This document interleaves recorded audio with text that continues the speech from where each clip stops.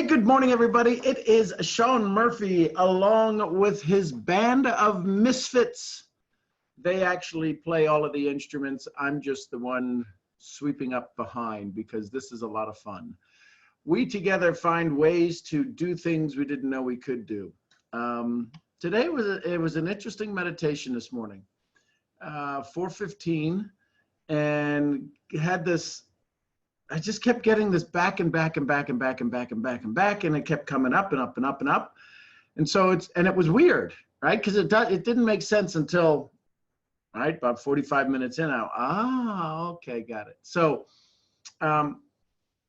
we all know that visualization is important. We all know that sometimes we've had hard times visualizing. And this morning, the question was, listen carefully. What line are you in? What line are you in? What line are you standing in right now? You know, how many of us, well, maybe it's only me. I doubt it, but maybe it's only me. How many of us have ever been in line, say at the grocery store, and that line is moving, and we're like, if I go over there, that one's gonna stop. But you wanna go over there, because this one ain't moving. And you go over there and it stops. or somebody, or in the line, you're in a line and somebody goes, this register's open. And instantly you want to go, but somewhere, maybe in your upbringing, the people in front of you should have maybe went yesterday. So that's the conversation I want you to think about this morning.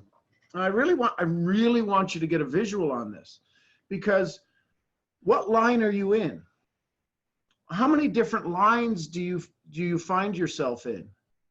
There's really only one line. The reason that sometimes maybe possibly things take a while to get done is because we keep seeing ourselves in different lines. Maybe we haven't focused ourselves. Maybe we haven't gotten our true vision down to where we only have to stay in one line. Right, this is where you boil your things down to, your mission statement down to one word. The line I get in is to be a better dad, better husband. Now, do I get pulled out of that? Yep, because I'm not aware I'm being pulled out of it. If you've ever been to any of the amusement parks and you're in the line outside and then they take you into that room where they show you a video and you're like, ooh, at least we're in the air conditioning. This isn't bad. I could stand here for 20 minutes. And then from there, you go into another line. There's all of these distractions, right? They put you into these queues and there's all of these distractions. So here's my question to you, seriously. We're gonna figure out what line you're in, but more importantly, who's ahead of you? Who's in line with you? Are you in line by yourself? If you're in line by yourself, there's no line. What's got you in this queue? Is it thought that says, oh, well, I have to learn more? Are you in the learn more line? Are you in the I have to do more line? I have to have a more experience line? Are you in the I'm not old enough line? This morning I couldn't get this idea, this concept of being in a line, standing in a line. What if you were running in line? Which way is your line flowing? Which way is your line going? It may be just as crazy as to you as it is to me to even be thinking, well, what are you talking about? What line? What line are you in? If your satisfaction and gratification and your ultimate goals are out there, then you're in a line. Think about that. Well, when I get this rank, I'll be happy. When I get that job, I'll be happy. It doesn't happen that way. Step out of the line. When you get out of the line, you'll realize you've already got it. Everything that you need, you have right now. What awareness will do will bring to you what you need in the next moment. See, the line that maybe you're in, is it called the awareness line? Right now you're in the doing line. I'm doing this. You got in the line this morning to get out of your effing way call. You're in that line right now. But in this line, why are you in this line in this next 45 minutes? So that you can get what? So that you can become aware of what? This is an awareness line. Maybe this is a rest stop. Maybe this is a pause. Because once you're off of here, you're back in line. Which way are you moving? These are all fundamental questions. The reality is that if we're not aware of it, right? If you don't know where you're going, don't be surprised what somebody else has in store for you. So think about it. If you're in line, what's it like being in line? Is it a joyous line? Is there kids in it? What other mentors are in the line? This is part of visualization. Who's there to help you? Who gives cutsies? I don't know if that's the word, but who gives cutsies? Who could you walk up to, tap on the shoulder, go, can I get in here? That's what mentors do. Excuse me, can I cut in front of you? Absolutely, let's have a conversation. Are you talking to anybody in your line? Maybe this is the reference that just popped into my head. Maybe this is the reference. If you're the smartest one in the room, you're in the wrong line. Right? We go back. Are you in line? Are you in this line because people need you? People can only need what you have. Your responsibility as a leader, as a mentor, is to constantly get more. You can't get more if you're the sharpest one in that room. So what line are you in? And when you get out of line, are you going to wind up back in another one? You know, when Disney put in the Fast Pass, what did that do for them? It allowed them to schedule more, right? So what is the Fast Pass that you need for your success? What's the line that you can call ahead for, right? Have you ever made reservations at a restaurant? Have you ever walked in, said reservations for 3, Murphy? What time was it? 8 o'clock, and you're there at 7:55, and they're like, we'll have your table ready in just a minute. And you're like, cool. What table are you preparing to sit at today that needs to be ready? What did you put your reservation in for today? Ooh.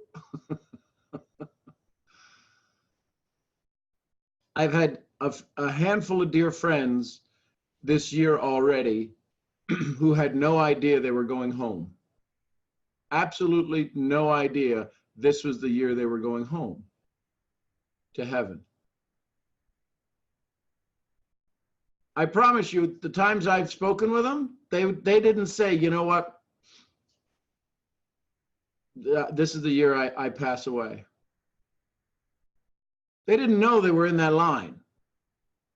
I don't know that any of us know that we're in that line till we automatically are put in it through some kind of incident, accident, or dis-ease.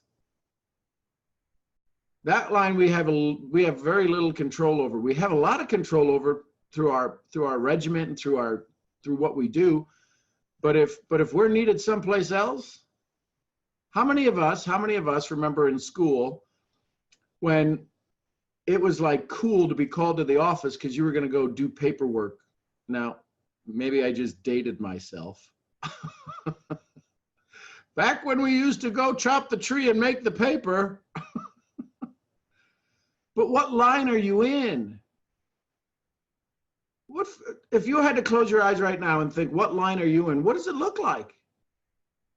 Do you even know you're in a line? How many people are in front of you? Well, I have my own goals. No, you don't. You have goals that have been designed by other people that you're trying to morph, you're attempting to morph into your own path. How would you know you want $10,000 a month if you didn't see somebody else have it?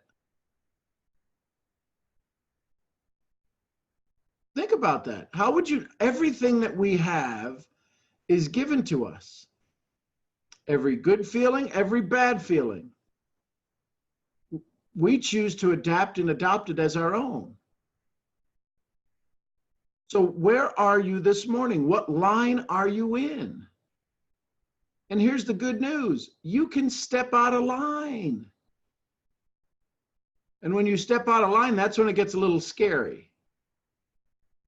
Right? I had these amazing souls that I got to spend some time with over the weekend. A few of them are on here that I got to spend some time with them, and we got them to step out of the line. When they stepped out of the line, it was scary as hell. There was a whole group of them sitting there, and they were stepping out of line. And how did I know they were stepping out of line? Because they begin to have questions. What are you questioning today about what you're doing? And as we stepped out of the line, as we all had this dialogue and we stepped out of the line together, the questions that started coming up were, well, what about this? You can only reference your content from being in the line.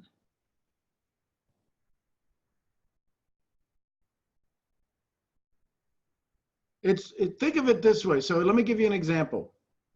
You all are driving out your car, and you're driving your car, and all of a sudden there's a roadblock up ahead and you've got to get off.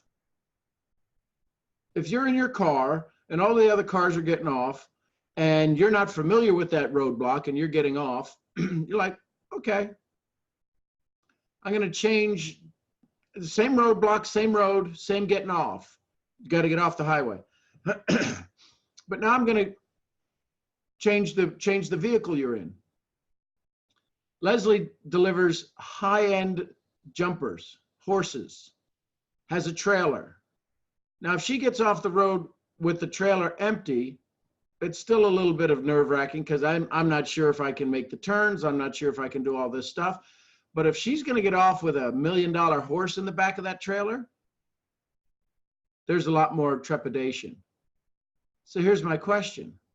You're getting out of the line. What are you taking with you?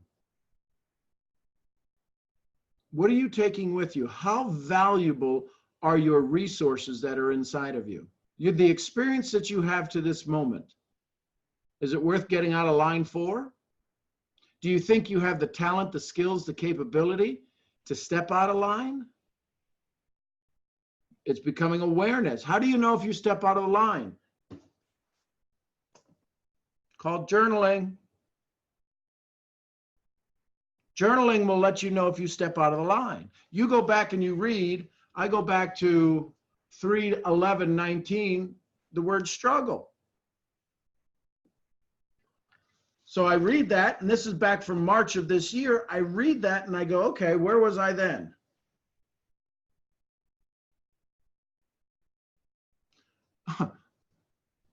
I got to tell you, the universe is freaking awesome. You just saw me pick this up, and you just saw me, the difference between what we do and what we are capable of doing would suffice to solve most of the world's problems.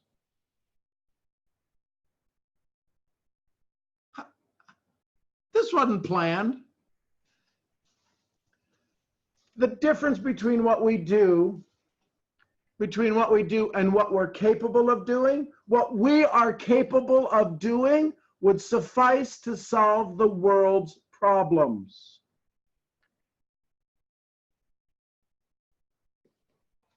Do you realize the greatness that's inside of you? Let me ask it a different way. Are you realizing the greatness that is within inside of you? One man awake awakens another. Two men awake can awaken a town. This is what we're doing here. We are awakening, not for some revolution, but to revolt against our sameness, our stuckedness.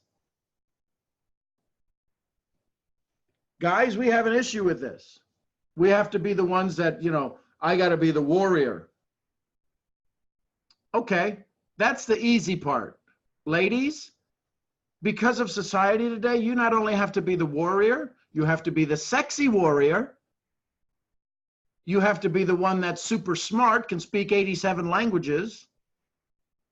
If you're a mom, you've got to be the most amazing mom and do all of that, and then and it's an unfair battle.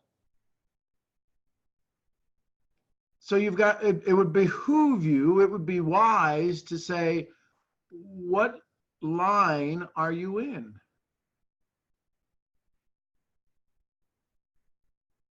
Because as you sit and realize this, the greatness, the difference between what we do and what we're capable of doing would suffice to solve most of the world's problems. What you are capable of, step out and get into your capability. Right? When you step out of line, the first thing we say, if we step out of line, this just happened to me, popped into my head. You step out of line, what's the first thing you say? Hold my spot. I'll be back. Hold my spot. Give your spot away. Give your spot away. Here's the thing. This past weekend, I was blessed to be able to be the MC. You know what spot I was worried about? Who's going to do everything I did last year? Who's going to do all the stuff I did last year? That was the first thing, because I know if that stuff doesn't get done, the event doesn't come off. But here's the thing. If I kept saying, save my spot, the most amazing souls who stepped in to do that wouldn't have been able to have room in the line. I stepped out of there, and we had Cadillac showed up, Scott Schilling showed up. And I didn't ask either of them. Didn't ask either of them. Chad says, calls me after one of the things. He goes, hey, listen, I'm going to be your right-hand man there at the event. I'm like, awesome. Scott goes, I'm going to help you, whatever you need. Awesome. See, when you give space for success to appear, it shows up. Well, they're your friends. You could have, no, I promise you, if you knew how hard they had to work, they had to be there before everybody else. They had to be there after everybody else. Didn't really get to see the event. They had to deal with all of the things necessary, constantly communicate. It was a job for 4 days. They paid tickets to go to a work for 4 days. How many of you would pay to go to work? But why did they show up with full heart and ready to work? They stepped into that line. Now they got in the line. Now the event's over. They stepped out of the line. They're not still standing there at the Renaissance Hotel going, when's everybody coming to the event? The event's over.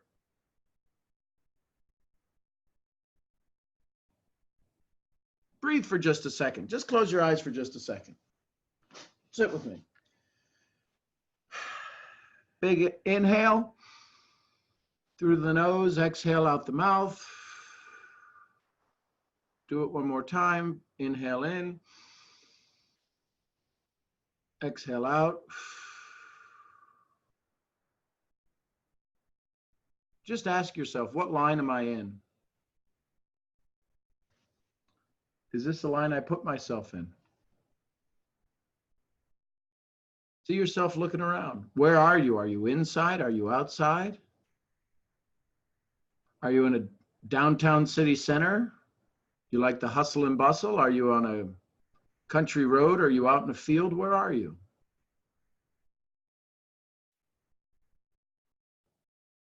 In this line, which way are you going?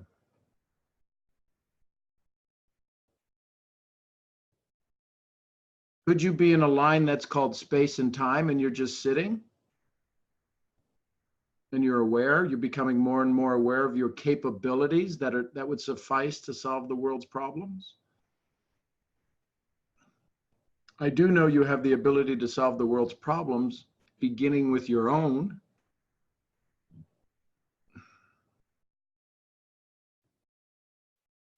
Just breathe for just a second.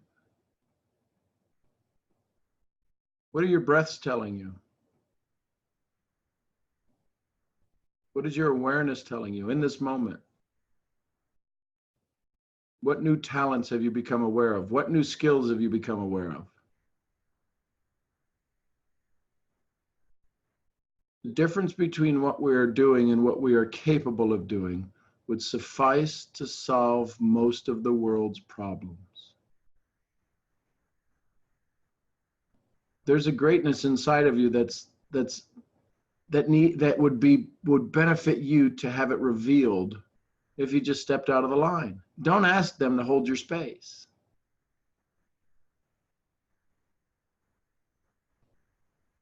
It's scary because now everybody's looking at you going, where are you going? What are you doing? Step out of the line.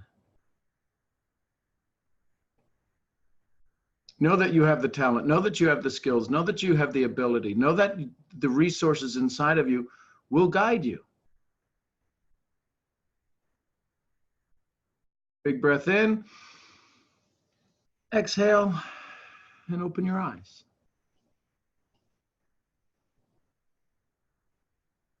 We're so busy wanting to be successful, we forget we can slow down and have all the success we want. In this moment right now, I'm looking at all of the names on the screen. In this moment, you're the best of the best of yourself. You are the best version of yourself right now. You've made it this far. You learned stuff yesterday. That made you better than the day before that. This is the best of the best. It's time, maybe, possibly, to put a little quantum leap on this. The things that you are wanting are as close as your skin. The ideas, the concepts, all that you need. The only way it can get in is to let go.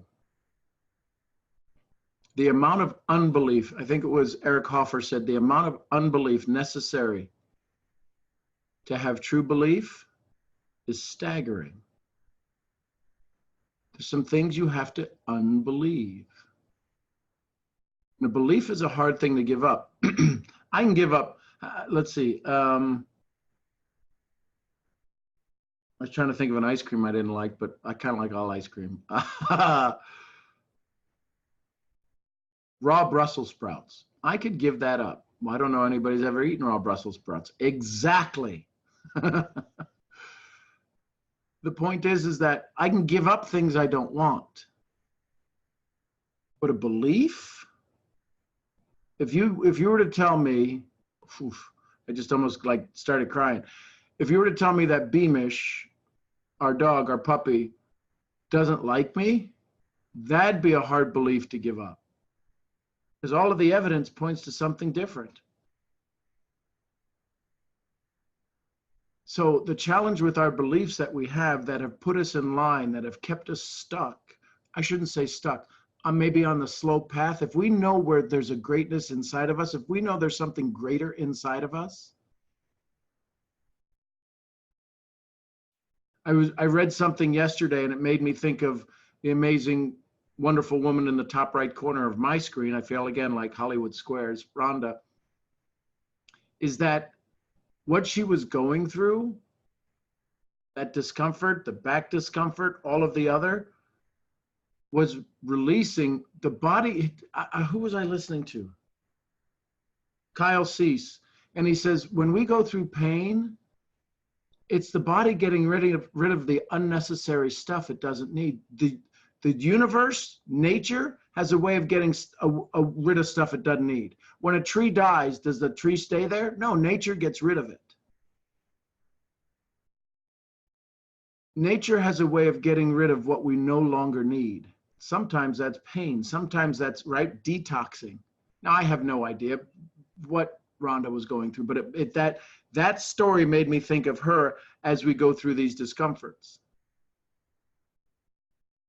Right? I went through discomforts having to walk 5 miles a day, being the MC, because I wasn't used to walking. So what nature got rid of was my lazy ass muscles. Right? Nature will get rid of what it doesn't need. What are you experiencing? What things are you experiencing? What fears and doubts can you let go to the universe? And a lot of times, depending upon how you think of things, we are preconditioned that if I give away these negative feelings, if I give away these fears and doubts, somebody else is going to pick them up. No, the universe will take care of them. You let them out there, as soon as they touch the air, they turn into sparkles of light and joy. It's just you've had them wired as fear and doubt. When you let go of what you don't need, the universe will take care of it. It will turn it into what somebody else is desiring. So what line are you in? What line did you just step out of in the last 30 minutes? What line have you said, I choose not to be in anymore? So there you go. That was my meditation this morning. What's popping up to you? What are you hearing? What are you feeling as it relates to being in line, stepping out of line, being aware, maybe not realizing for the first time you were in a line? Ooh, if you're in a line, what's that word? Alignment? What are you in alignment with?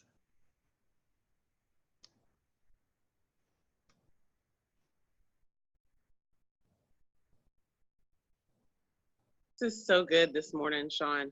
This is so good. I've talked to Rob and Leslie yesterday, and boy, this kind of goes hand in hand with everything that's been going on, and what you were talking about. Can you hear me okay? Yep. Okay. First of all, I always fight with is what line to get into whenever I'm like shopping and checking out somewhere. And my husband and I always chuckle because I always pick the line that is the shortest but the longest. And it's hilarious because looks are deceiving. Just because the line looks like there's only one person in it, they might have 4 carts behind it. And it's kind of it's a good metaphor for what I've been doing on these phone calls, working with you and working with everybody. I'm switching lines, but I'm actually in getting, oh, my little thing is, here, let me hold this. I'm getting in a different line, but I don't even know, you say line, and I'm like, I don't even know if it's a line that I'm searching for so much as it is just a place. And just being in that place and being okay with everybody, seeing everybody else in a line and me not going, oh gosh, I got to have a line. Everybody's in a line. I've got to pick a line. Why can't I just pick a place? Or why can't I just stay in the place and wait to see what happens around me? But you were talking about all the stuff that's going on with me. I have consciously chosen to get out of, well, one in particular, family line, and not be in my family line. I still love my family. I'm still my family, but I don't have to be on the same path, the same line that they've always been on. I refuse to accept that. I don't want to stay in that line, and I've pulled away from that line, and I've got a lot of repercussions from a lot of fallouts from my family for not being in the line and sticking to family tradition. Well, that sounds really Southern, doesn't it? Family tradition. There's a song about that. Let me go get my banjo. Yeah, right. Let me turn this camera. Sorry. So this is resonating with me like crazy. And for some reason, I knew when I woke up this morning, I'm like, I'm gonna have to be on camera after washing my hair because Sean's got something I'm supposed to hear, and I've got to show my face to see it and hear it. But all these lines, why do we have these lines? what are the purpose of these lines? So the Go ahead. purpose of the lines are so that nobody has to, so that people can hold on to their story. See, let's go back to But why do you have to have the line? because that's all people know. If all I know is line language, I raise my children, I say, here's the line you get in. Get a good job, go to school, get good grades, get a good job. That's the line you're going to get in. We can only teach, here's the challenge, we can only teach by what we were taught. Unless, or using Jim Rohn's word, until we step out of the line and we start to read our own books. We read books that, if you have read books your parents haven't read, you stepped out of the line. If you have done things your parents, now see, the challenge is that your parents want you to, right, follow in my steps, but take a step ahead. They didn't say, go leave and show me exactly what you're totally capable of. They said, here's what you've been designed for. Stay in this, but go as far down that line as you can so I can tell your story. We get into these groups and we want to let everybody else be able to tell our story. It's the phenomenon of the crab. The bucket, the crab in the bucket. So why do we have them? First of all, we have them to kind of protect us, but babies don't have lines. I want a toy, I'm going to go over and rip it out of your hands. Right? It's just, that's how babies are. And we're like, oh, look how cute. But it changes as we grow up. These lines, right? Maybe they're the bumpers down the bowling alley. They're the keep the things out of the gutter. Well, we got to get in the gutter. We got to take those away. We got to jump into the gutter. Mm-hmm. So that's why we have them. We have them so that somebody else. Lines. Go ahead. So do lines keep us attached to addiction to approval? That's all it is. I guess it depends on the line you're in.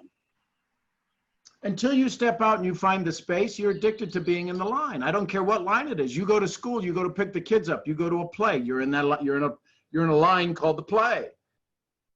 You're not going to stand up and go, you could do that line better. You could say that better. You never do that because you're in line. You're the audience. And the only way we can. See, I guess this is hit me on so many different levels. Sorry, Leslie, go ahead if you got something. I can wait. That if we take the initiative to step out of line, we can move forward more freely. Not necessarily to another line. I'm thinking traffic, my brain. So yeah, if I move over, I can move forward. And here's the thing. Side together steps, Sean, around my wall to Fiji. Exactly. It's so cool. Exactly. Move from DG to Fiji. It's side step. Yeah. Here's the thing. What happens? So picture this. Picture we're all in line and we're going to this amazing place called success. And you step out of the line and you start walking past everybody that's in the line. What are the people that you're passing going to say? Hey. What the hell are you doing? Get back in line. Yeah. I had no idea this would turn into this. This is so interesting because what's also coming to me right now is I went to the A&MP this weekend alone. I knew you and Cadillac, and that was it. And I was apprehensive going, I never go anywhere without at least a buddy. I got to have somebody with me, somebody to talk to, somebody to sit with. And I sat alone at a lot of tables and I ate lunch alone a lot of times until whoever was supposed to sit with me came with me, but it was far more uncomfortable time for me than it was normally. But what's hitting me now is that was some ultimate freedom because I didn't have to stand in a line with a group of people. I could just go. I could just move wherever I needed to be. And that's probably why a lot of people came up to me and had the comments that they did towards me, which was there's something different about you. And I'm thinking now, well, yeah, I wasn't in your line and I wasn't with a group in your line. I was my own and it wasn't a line. But you created Huge, a line. Sean, because yes, but do y'all know how many barriers I've had to break through in my flipping head and in my thoughts to be comfortable knowing I'm not in a line and I don't have to be in a line to be approved by anyone or get anything done or be on the path to success. I don't have to have all that. But what I'm hearing also is the strength of alone. Yeah, but what I'm hearing also is, be able to understand that most people don't speak that language. Most people need a line. Mm-hmm. And to be able to communicate with people, speak line language. I'm just kind of making up words, but it makes sense in my head. So maybe y'all just have to hear me think out loud. I don't know. Who wants to line up for that? I killed myself. Sorry. Go ahead. Think about it this way, because I go back to the experience I had this weekend after the event, talking with these beautiful women from 18 to 24, 3 or something like that, and the mindset of even how they have to show up just as women and what's required for the way they need to look, the line they have been put into by society, right? So we all have that. And if you go, all of a sudden your hair is, like mine, nice and light, and I go, because we were kidding around, we were talking about something, I should go like get Grecian formula and make it just jet black and just freak the hell out of everybody one day. They go, what? It's not like just the sides, like just the whole thing or colored purple, right? That would freak everybody out. Why? Because I stepped out of Sean's line. We want you to be you, but stay in your line. I think it's time to line jump. What else is showing up for y'all? So with that, thinking about traffic and lines and being stuck in it and people moving over to move forward, realize, you guys, that there's going to be people that are behind you that I'm thinking, where it comes to merge, and you have the idiot that is determined to, because I'm in a truck and trailer, I'm going to be slow. So they're going to keep going. And even though the merge has stopped, they're still on the right side trying to push in. You're going to have people like that are going to jump in front of you, and you have to mind yourself because your mental place is going to get ugly. I'm just saying how often it happens to me. So you have to kind of guard against it, right? It's you watch somebody moving ahead and you're going to go to, you shouldn't. It's not worth it. It's Leslie, guard your thoughts is, I guess, the analogy for that. Leslie, so many everywhere in the country, but in Michigan now they like passed the zipper law. It's okay. So to actually, you're in the far lane and you're trying to, get, and so 2 lanes are going to 1, and so allow for a zipper to actually, one, to go faster. Studies have shown it's actually improves traffic and this and that. People are going crazy in Michigan because they just, are getting, there's so much, you see people pounding on the steering wheel and flipping people off and yelling at each other. But it's just, I'm like, listen, this is faster. This is the best way to do it. Like, watch the news. I mean, people are showing videos on how to do it.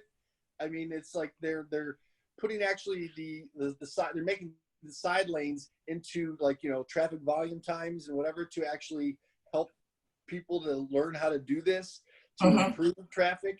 I mean, they're going crazy. I mean, it's the best way to do it. And so now I often actually, okay, I'm going to start, and it's great because then all of a sudden, then some, well, hey, this guy started, so I'm going to follow this guy. And then people, but then you get the people like 10, 15 cars ahead that basically are like, oh, I see you in my rearview mirror. I'm not going to let you do that. And they get over just a half of their car to prevent everybody from going, but to making this happen. My thoughts are with this is, excuse me, why is your time more precious than mine? What makes you think that going ahead, that you have a place to go that's more important than where I have to go? Yeah. Whew. Sean, look at you. So here's the thing. In a rabbit hole. Well, that's okay, but here's the thing. If you are in the now, in your space, if somebody goes by you, you had to leave your space. Mm-hmm. Even if they just drive by you, you had to leave your space and you had to pass judgment. You have missed out on the now. Maybe your favorite song just came on and you missed it. You missed out on the now in your space, worrying about something out there. And that doesn't matter whether it's the line at McDonald's or I got to tell you, I probably tick off a lot of people. And I don't do it intentionally because I show up loud, right? When I get to the A&MP and there's the line there and people don't know I'm the MC and I walk right by, I hug everybody in the line and then I go in the door and they all go like, who the hell was that? I thought it was just somebody else getting in line. I do my best to avoid lines. Now, if I'm going to be in it, I'm going to enjoy where I'm at.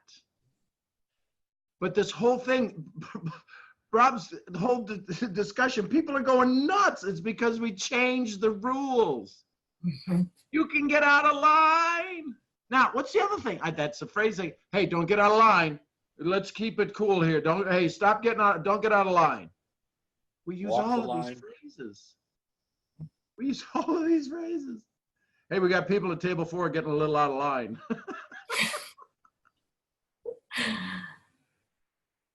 We can get out of line. I get out of line all the time. Why? And it freaks Mason out. He's getting, after 15 years, he's getting a little used to it, but I'm sure there's probably 2 more years where it's just totally embarrassing, especially if I'm in his line at school, right? But I'll just always say good morning and we'll be walking together and he'll go, oh, they didn't say good morning back. I go, yeah, they did. In my world, they said good morning back. He's like, why do you do that? You just make people uncomfortable. I said, because we got to wake them up. But he knows the lines that I avoid. And so when we're in this together, he's like, I'm going to go ride home with mommy if we met. He's just got to get back in line. He's just, it pushes him too much. But what if, so here's what if we get out of the line and we just say good morning to everybody? Now there's places I did that one time in New York. We were working up in New York, walking along, nobody talks. Now, there's nobody that's more closer knit in a community, right? When they need to, they will pull together. But up until that moment, everybody's got their own shields on. This is cool.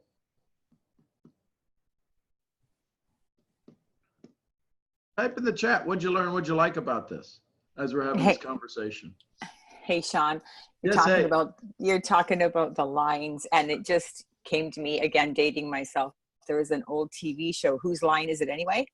I don't know if and I just started laughing, thinking about that when you're talking about what line are you in, and is it your line, or who, and then the people, they get frustrated, as Leslie was saying, because you get in their line, their lane. And you just brought to mind when you were talking about things you did with Mason. There was we lived in Toronto many, many, many years ago. And I guess you could kind of say cheap entertainment, but we would get on the subway and nobody looked at each other. Nobody put their head up. Nobody would make eye contact at all. And we would do it as a group. We would get on there and we would purposely get on to try to make eye contact and smile and say good morning or good afternoon or have a whatever. And it was like you had gone into another world because they looked at you, didn't know how to respond because you had stepped in front of them. You had kind of push them out of the line that they were in and trying to make them do something a little different. But I'll tell you, when you do things like that, it's interesting. You know, some of them would kind of smile. They would walk off the train, kind of turning their head, looking back at you, shaking their head in disbelief, trying to figure out what they were supposed to do now, because you had, you know, you'd kind of stopped them in their tracks and they didn't know how to respond. And it's interesting. I was sharing something with one of my grandkids the other day. It's so strange, you know, when you have grandkids, you do things with them that you didn't have the time somehow to do with your kids. And we were watching ants, of all things, and how, you know, they go in a line, but if you put something in front of them, they don't know what to do. They're trying to figure out, well, how do I get back on the line that I was on, right? Because they're familiar with their track and they have a thing that they do. And so it's interesting, so many things kind of roaming through my head, how Leslie said move over to move ahead. And sometimes we do that. And then it's like, oh, did I do the right thing? How do I get back into my line? How do I get back over there?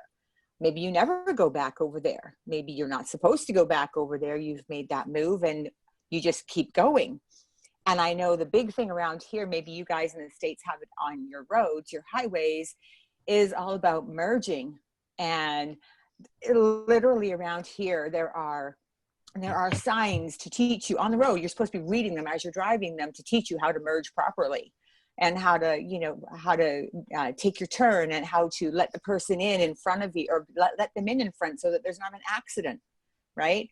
So I just find it fascinating that in today's world, we have to have signs up that tell us how to get in line. You know, and how to use a roundabout properly and how to do all these things that I guess most of us would probably think you would take for granted, but yet people have to be taught how to get in line. So it's just interesting. Deep thoughts here. And again, and it all comes from just, but see, let's think about this. If we didn't spark this conversation about lines, we'd have gotten lines today and went, yeah, okay, this is what I normally do. Because it's how we have been conditioned. And I love this, Leslie. I mean, Elaine, when you said this about whose line is it anyway? Guess what new training I'm coming up with. The improv of success. How to have the right line at the right moment. Wow. That's good. Sign me up. Because we read these books, right? We read these books, we read Napoleon Hill, we read Think and Grow Rich, we read the Bible, we read whatever it is, and then we use all of that to do better in our line? What the heck? We do all of this, we read, we attend, we've had 116 sessions so we can get better in our line? John Puyot, he's a little Frenchman. He was a heavyset guy, but I forget John something, but he's a funny comedian, but he does this thing like when he's on the cruise ship, because he was a big heavyset guy. He goes, midnight buffet. He says, you ever see those people at midnight buffet? They're looking at the watermelon carving. I'm like, get out of the line. I'm hungry. Right? He goes, oh, did that? And they're taking pictures. Get out of the line. I'm starving. Right? So that's what I keep hearing is get out of the line. Get out of the line. Get out of the line. Oh, does that a 4-layer souffle or 6-layer? Get out of the line. Eat. Right? So what else is showing up for y'all? Well, not to get intellectual on you, but you know that's we need that's somebody what to do. bring us back. What this reminds me of is that at a very fundamental level, what this all is a good exhibition for is the fact that we think in terms of metaphor. Everything we do, every decision we make, every way of looking at life, making meaning out of things is through metaphor. A is like B, or B is not like C. And it reminds me of a few sessions back here. I related how at close to age 50, while working with a friend of mine, developing some training, coaching techniques, he suggested it was time for lunch. where would you like to go, Bob? And I said, I don't know, where would you like to go? And he hit me upside the head with a 2x4 when he said, how is it that you think going to the end of the line will enable you to help other people more?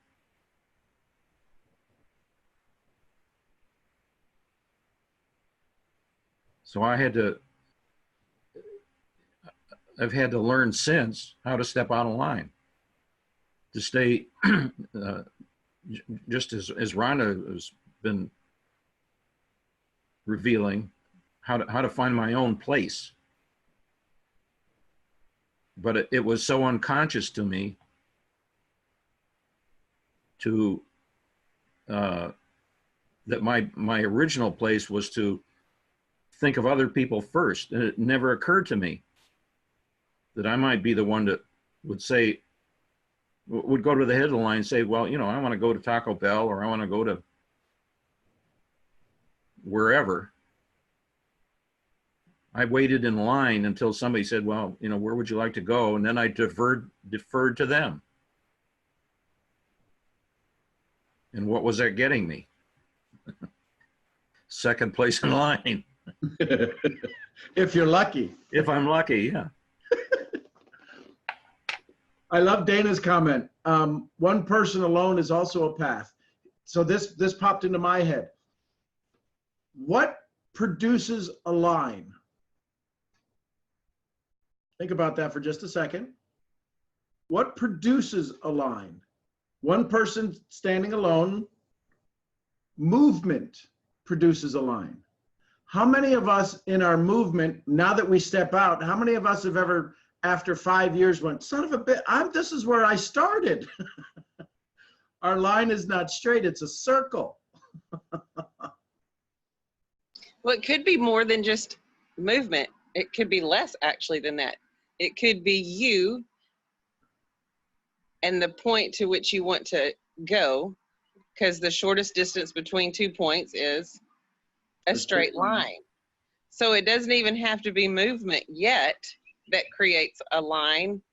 It could be the thought process of, here I am here, and I want to go there, and I see the line, I just haven't created the line yet. So then what's this bullshit talkie about the law of attraction? Couldn't you just stay and draw it in? Yes, absolutely. So, right. So again, if we start to think about this, and this is now we're having a dialogue, right? Back and forth. So yeah, if you stand there and draw it in, yes, it requires action. The action is giving up all of the other stuff that's in our life, which is the biggest action of all. And here we are, right back into surrender land.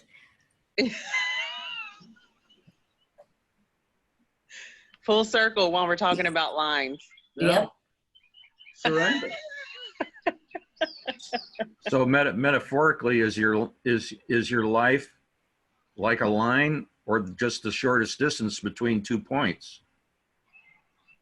It That's absolutely good. is the shortest distance, because life goes way too fast and it's over before we know it. Yeah. It's never long enough. How'd you like to be some of the 20-year-olds on this call right Oh now? my gosh, for them, huh? Well, you know, hang on a second. I was thinking about that. I was kind of feeling them just a minute ago. Well, I was feeling the young women, the gals, the chicks. Oh, I thought you were talking about me. Well, Rob, if you want to put yourself in that line, you're welcome to. You can choose that line. No, because we're sitting here talking about lines and what line to get in, and I'm like, why do we put these young girls, these young women, in a young woman line? Why can't they be in a 40-something line with me? They could be old souls. They are Yeah, why wise. can't- Trust me. Yeah. The ones I'm seeing here, Kiana and little Alex, they're wise beyond their belief, wise beyond their years. Yeah, so we need to take down the velvet barriers to the lines, the velvet ropes. I say, in my world, there are no velvet ropes. I'm trying my best to eliminate those, and whoever needs to come around can come around. And there doesn't have to be a line that, you know, oh, well, you're in your 20s, you have to be in this line because you haven't had this and this and this. So I just wanted to speak to them and tell them, welcome as a woman, welcome to being a woman, and you rock your woman self, and you don't worry about a line, and don't worry about an age, don't worry about a number, don't worry about experiences. Just step into whatever it is you're being called into. And welcome, as a 44-year-old woman, I say welcome to womanhood. And we got this. We got this. And you found a place where there's some other strong women that I, for one, would not at all be intimidated if a young woman stepped in a line and she happened to be in front of me. Girl, I'll still learn from you. I will still lock arms and learn with you and from you. So just welcome to this call, and you found a really smart place to be, because Sean and all of us put together, we really uncover a lot of interesting information, and we help each other grow. So I know that was just to the women. Sorry, guys, I can't speak man. Oh no, I hear every word of that. I think girl on crime, I've seen it, being in the hospitality business, and it's worse. It's worse than anything. It's like, man. Terrible. Rhonda, I just want to say, well said. And I'm not a 40-something-year-old woman, but I tell you what, I completely love being around those that are in their 20s. Gosh, the things I learned. So I can't wait to learn from all of you that are on here, all of you new ones that are on, new misfits, and get connected. So Rhonda, yeah, you hit the nail on the head. And this takes us from demographic to psychographic. We are all of the same mindset, right? Male, female, young, old. We're here in a moment. We're in the now. There is no line in the now. And us being together, we can create this whole new universe that allows us to think and truly mastermind. When one mind meets another, a third is created. We're creating a whole bunch of new awareness, and that's a psychographic. So very cool. Very cool. And they are this way, if we didn't stepped over that line, we wouldn't be on this misfit call. What Sean created and got to know everybody else, and that's where a year ago, over a year ago now, when me and Sean finally met face to face, and then he introduced me to somebody else, and then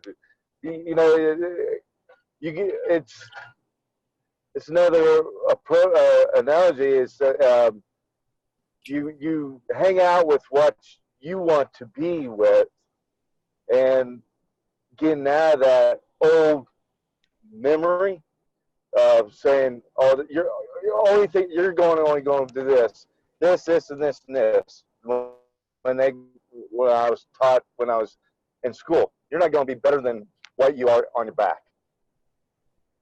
You're only going to work your arms, and you're not even going to be thinking. So don't get that out of your head. No, I am going to think all my life. And getting with winners makes a big difference. And with me doing that over 19 years ago, I got out of that line, and I haven't had to sit inside a cop car for over 19 years. Why is that? Because my mindset's different. And that doesn't have anything to do with anything else, but that's just we all changing our mindset no matter who we are, what age we are. A 40-something-year-old or a 50-something or a 60-year-old person is changing their mindset every day. They're getting out of that line, and they're more than welcome to come cross over where we're at right now, if that makes any sense. Thanks. That's all I got, Kayla. When the student is ready, the teacher appears. Exactly. pretty cool stuff. I don't know. All this about the line is always about being behind, a line. But it just occurred to me that now we're dating ourselves. So Dead Poet Society, Robin Williams movie, so stand up on the desk and now look above the line and see what path to choose. perspective.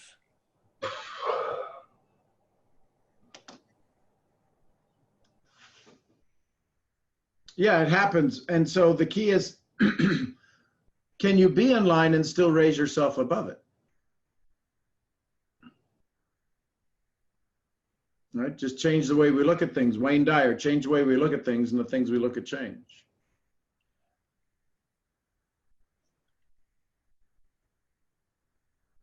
This is so cool. Yeah, I woke up at 4 o'clock, and the first thing in my head was line. I'm like, what? How are we going to do anything about a line? And then it morphed, and it turned into this. Anything else before I let you back to your amazing lineless day? Well, with that, and this might be a I don't know, Bob might be able to say this a lot better than I can, but do we have problems with lines because most of the time we spend most of our power in our brain thinking linearly? And why do we have to think linearly? The brain looks for two things. One, will it kill me? And if it decides it won't kill you, then it looks for the what? The pattern, the line. But do we have to always be thinking like that? No, that's why we have these calls. That's why we have masterminds. That's why we're pushed, right? A teacher will teach you what you need to know. A coach will teach you what you want to do better, but a mentor will force you to do things you didn't know you could do. And that's what this is. This is a mentorship group for you to start thinking outside of the line. The challenge is that once you start thinking outside of what your normal brain pattern is, you can have the wildest dreams. You can sit and have the wildest dreams possible. You have to allow yourself to sit and you have to be in the now. The reason that we like lines, the reason we like patterns is because the brain consumes 20% of our power and it doesn't want to use any energy to think outside of the box.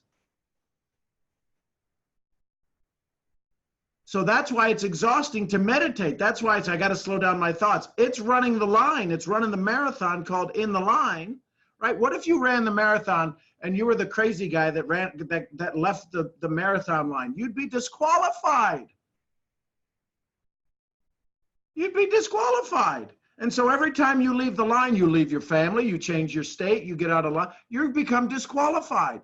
Thinking outside the line forces us to be disqualified, and it pisses other people off, and we don't want to be pissing people off unless we do, and then we really jump the hell out the line.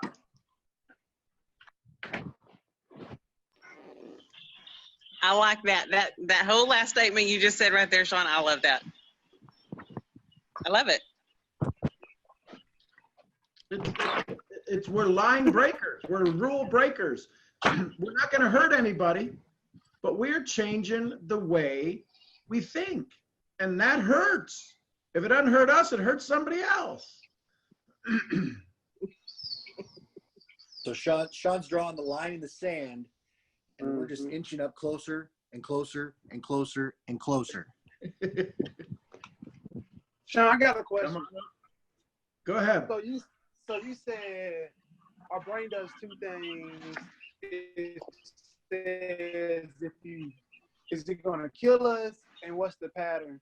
So can we train our brains stay out of line instead of to get in the line and do kind of go against the pattern or get out of line automatically because our brain finds trends?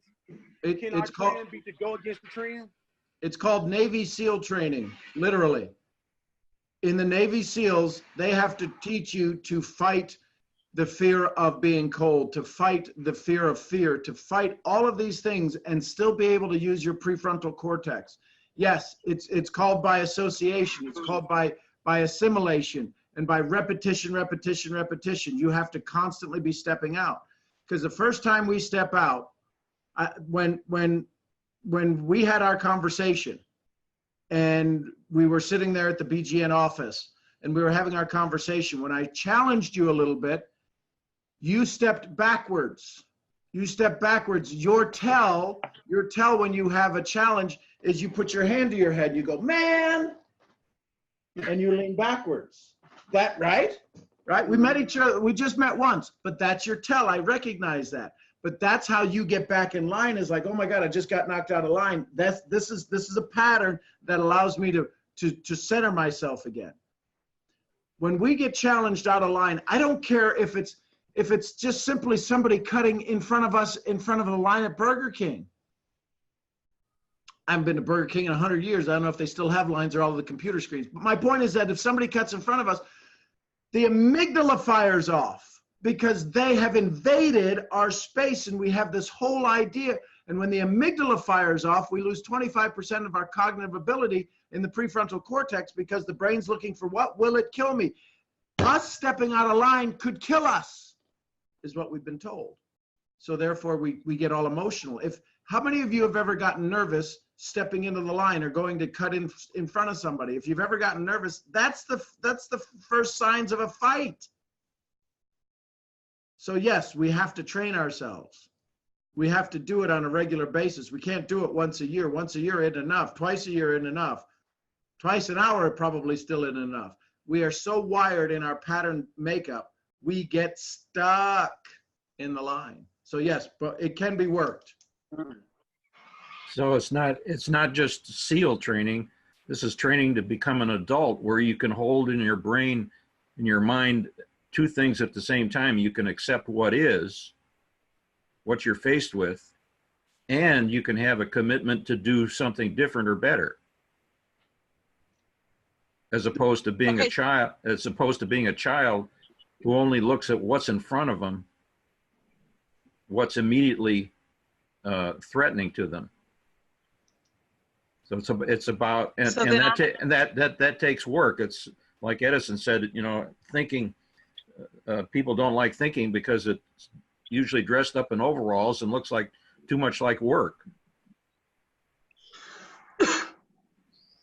So then I have a question for y'all. I need your help with something, with what Jonathan said and what you said.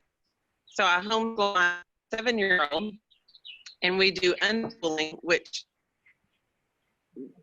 people could go crazy when I say that term. If you don't know what it is, we don't have a curriculum. We learn whatever it is she's interested in, and I just dive off into, what frog is that? I don't know. Let's go figure it out. And we learn all our concepts and all our basic training through that. So how can I help her to develop not to be in a line and not having to think linearly? How can I start doing that now with her at 7 so she can get there faster than we have? You've already done that by allowing her to be interested in things and learn about it. Mm-hmm. You've already taught her to step out of the line. You're not teaching her a curriculum, right? You're doing something that's not the norm. Mm-hmm. You've begun. And encouraging them to think, asking them questions. What do you like about that? What have you learned from that? What's important to you about all of that? Be interested in their thinking process. And you're not letting her fit in. You're not making them fit in. My dad used to tell me that all the time when I was younger, and it's one of those things that, how your parents be like, you don't have to follow the crowd, or you don't have to fit in, and you kind of hear it, and you're like, man, Dad, you just want me to be a nerd, or your parents, you just want me to be a geek, you want me to, and they say those things because they've been there, and we all are, we're all grown now, but man, my dad would pound that in my head. He'd be like, he keeps calling me Veep. He'd say, Veep, man, stop fitting in. You're not the fit in type. He's like, man, you're not the fit in type. But I would think that he wanted me to be like kind of a nerd almost, but it wasn't him being a nerd. He was just saying, stay out of line. That was like, people don't understand this. Like, I played college basketball, but my dad didn't let me play basketball, baseball, or football until I was like 12 years old. I played golf from the time I was 4 until 13. No one knows that. People don't know that. Like, I was a golfer, and like a great golfer. Like, at 10 years old, I was playing 13-year-old tournaments. But I was a great golfer, and people would never think I picked the golf club up. But because he didn't want me to fit in and wanted me, he's like, man, you'll pick up things naturally because you're a great athlete. Because we're just great athletes in our family. We all can run and jump and change direction. But he wanted to teach me how to think and do things differently than what people in my normal age group, my normal bracket was doing. But at that time, when you're younger, like 7 years old, 8 years old, you're like, man, I want to go play basketball with my friends. But so you kind of need that structure of that parenting, but you also want that freedom of, hey, the way you're doing is it's structured by, hey, whatever you want to learn, we're going to learn. That's the freedom, but the structure is we're going to learn about whatever you want to learn about too. So it's a great thing you're doing. And I promise you, just hearing about it, like I don't have children, but when I do, that's going to be one thing that I want to implement now. So okay, Jonathan, you made it really, to me, again, the sports analogies obviously hit me home with me, but so golf is a single sport. You are actually out there competing against you and what your talent is, what your skill, and, there's so many different, things that you can learn about every different sport. Well, now your parallel, Rhonda, this is your daughter by yourself, right? That you're working with and teaching? Yes? Yes. Yeah. So she's by herself. She doesn't have any other kids or any other static or other, stuff that happens with a group that she has to wait. She can actually just, follow what she wants to do. You can actually help guide her to let her actually learn or use the Google. Maybe, I don't know if you do or not, but she can research, she can do whatever she wants, and there's nobody else that's going to stop her. Where, Jonathan actually as a kid, learning, and he actually had to learn the skills to get ready for himself first. Then later he wants to, join a team to learn those skills and those lessons, and that, again, socialization and everything else for a young person, young kid moving up. There are some good lessons for that as well. But it's just an interesting parallel between, somebody coming up in a single sport versus a team sport.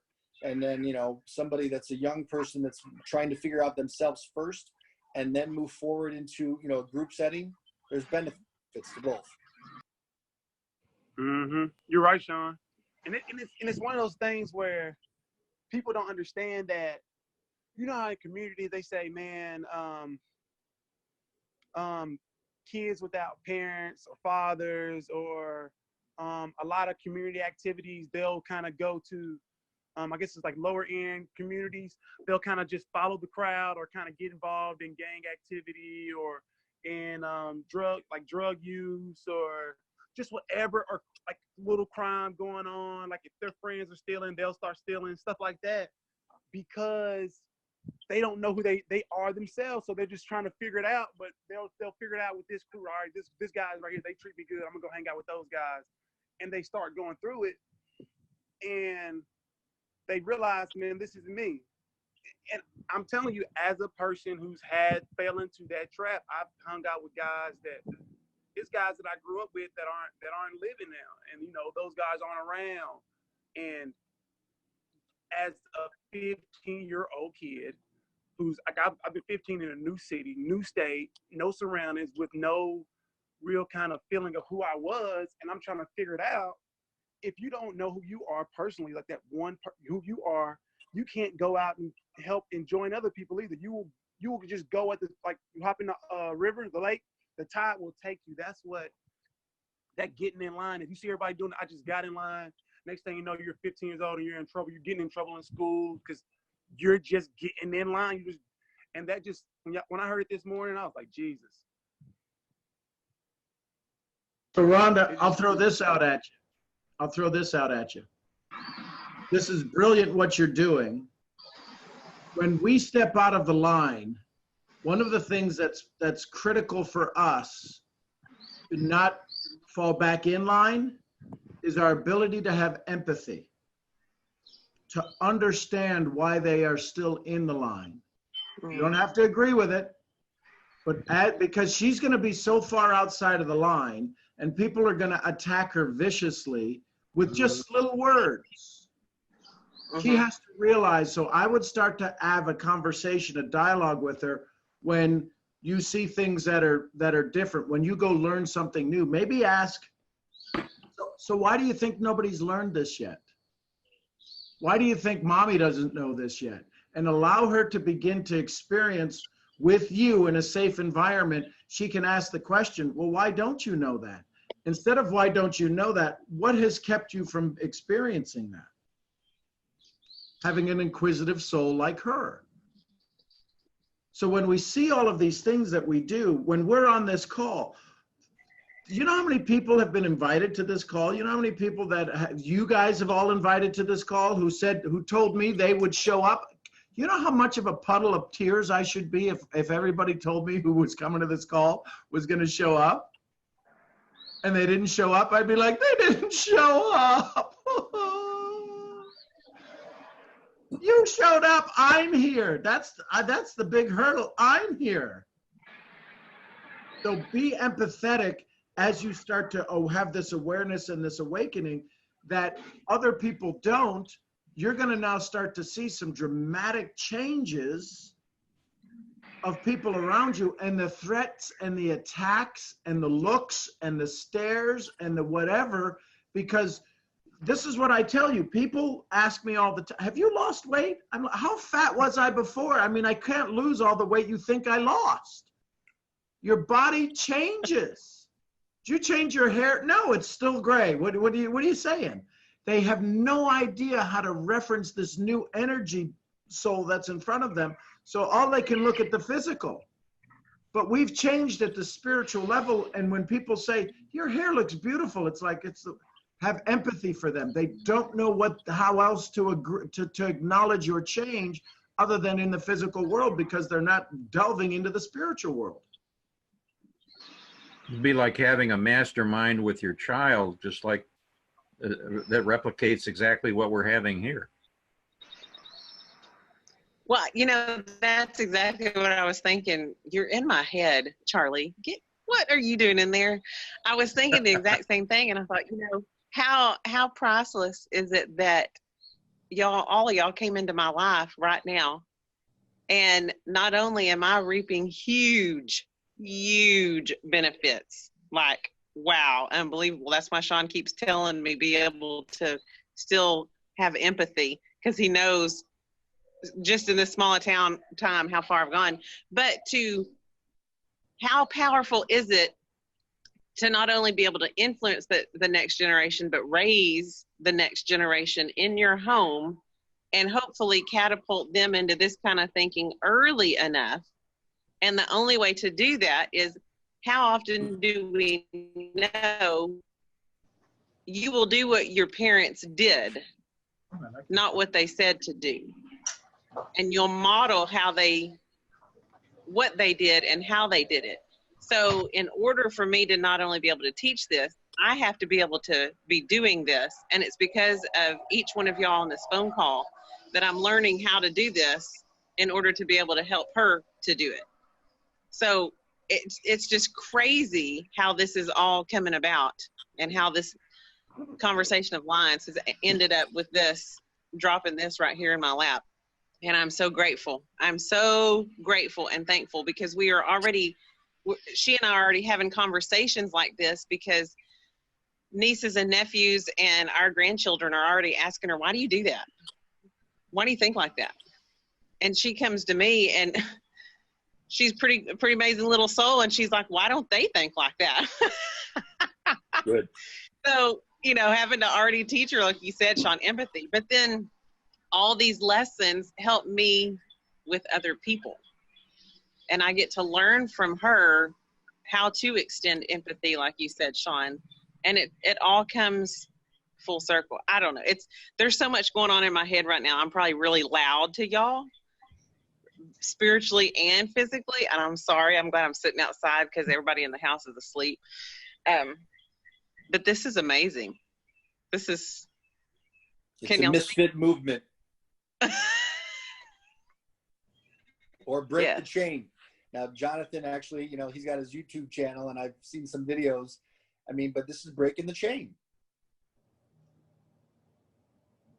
And there will be people who are chain menders and chain builders who will be pissed off. And that's okay. The difference between empathy and sympathy is I feel bad for you. Empathy is there a way that I can help you adapt the way that you look at things? I don't have to. I'm not tied to you. But empathy is, it's okay for them to be them. Sympathy is like, you're an idiot. Why are you stuck? That's sympathy. Empathy is when I can walk in your shoes. The challenge is that our life is so welded to our head, the glasses we look through somebody else's eyes. We can't, you know how hard it is to take these off, called our life perspective, to look at somebody else? It takes years, unless of course it doesn't.